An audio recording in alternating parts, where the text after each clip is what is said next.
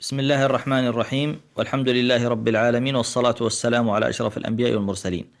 الأذكار الستة. يقول الشيخ ابن سعدي رحمه الله: بعد التأمل والاستقراء وجدت أن الأذكار التي يوصى بالإكثار منها كما في الكتاب والسنة هي 6 أذكار.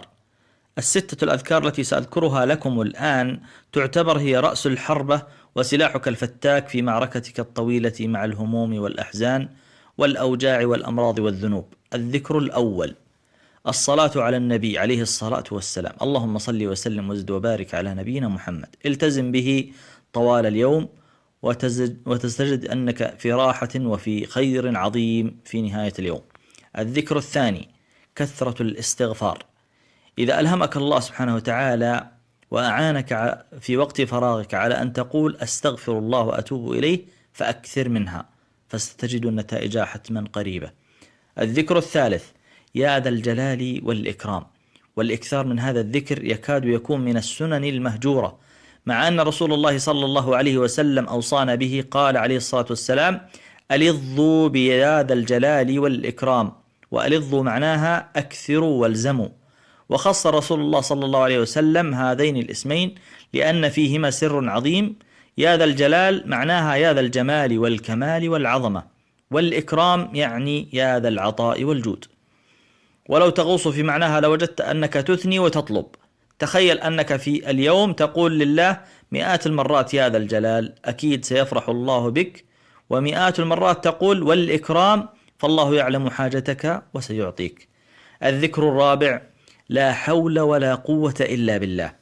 وهذه الكلمة أوصى بها رسول الله صلى الله عليه وسلم كثيرا من الصحابة، وقال عنها كنز من كنوز الجنة. لو أنك حافظت على الإكثار من لا حول ولا قوة إلا بالله لرأيت من تدبير الله عجبا ولطفا وفضلا من الله ونعمة. الذكر الخامس هو دعاء نبي الله يونس عليه السلام في بطن الحوت: لا إله إلا أنت سبحانك إني كنت من الظالمين. هذا الذكر هو قاهر الأحزان وجالب الأفراح، فأكثروا منه.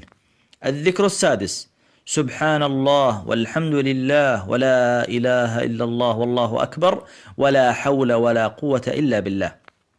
خذها قاعدة: العبرة والمنفعة والثمرة في الأذكار والأدعية والرقية تكون في الإلحاح والإكثار والتكرار والتدبر.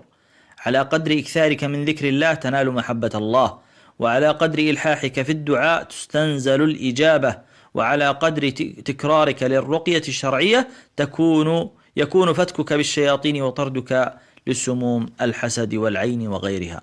أسأل الله العلي القدير أن يوفقنا وإياكم لكل خير.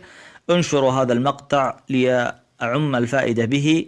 أسأل الله أن يرزقنا وإياكم العلم النافع والعمل الصالح، وصلى الله وسلم وزد وبارك على نبينا محمد، والحمد لله رب العالمين.